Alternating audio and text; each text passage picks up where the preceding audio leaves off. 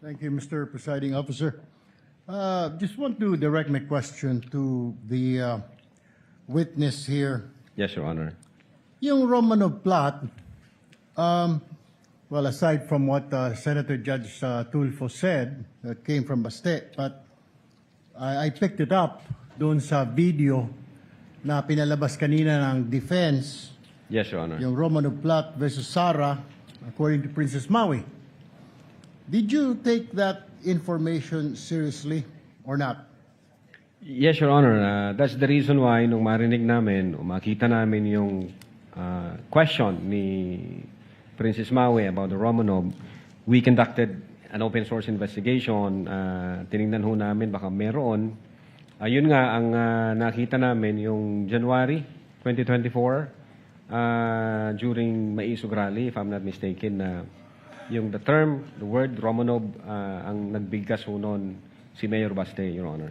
All right. So, yung statement ni Princess Maui sa video, how do you rate that info? Sa inyo po sa NBI, sa mga intelligence agencies, yung mga informations po ninyo, may rating. Tama po ba? Correct me if I'm wrong here, Mr. Witness. For example, pag yung information po ninyo, pag yung information po na natanggap ninyo ay may mga rating po. A1, completely reliable. A2, completely reliable information, probably true. B1, usually reliable source, information confirmed. B2, usually reliable, information probably true, but needs validation. C1, fairly reliable source, information confirmed. C2, fairly reliable source, information needs validation. D to F, source is doubtful, unreliable, or reliability cannot be assessed. So, saan yun nilagay yung sinabi ni Princess Maui? Saan dito sa classification po na ito ng source of information? Is it A1, A2, B1, B2, C1 hanggang DF? Saan po? Kasi po ngayon, sir, napakarami na po mga impormasyon ng mga fake news. Opo, sir. Sir, kung pwede na pong sumagot. Go ahead po. Go ahead. Sir, yung una po namin ginawa, we tried to invite Princess Maui to shed light doon sa sinasabi nilang Romanov. Since hindi ho nag-appear si Princess Maui, wala ho kaming basis. So, classify muna namin ito na non-validated information. Naghanap kami sa open source.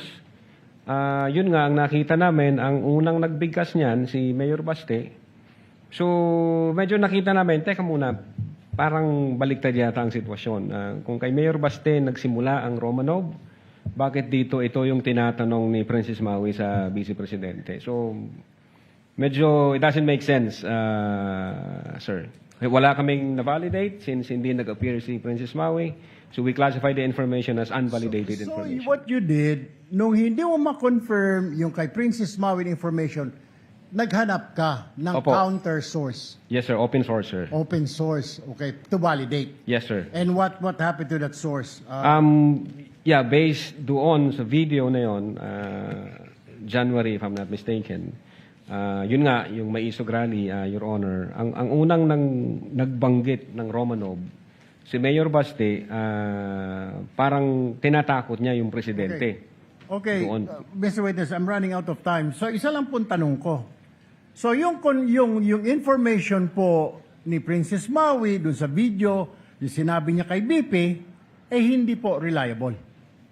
Hindi reliable insofar as the Cybercrime Division is concerned, Thank sir. you, Mr. Presiding Officer. The interventions of the Senator Judge are noted. What is the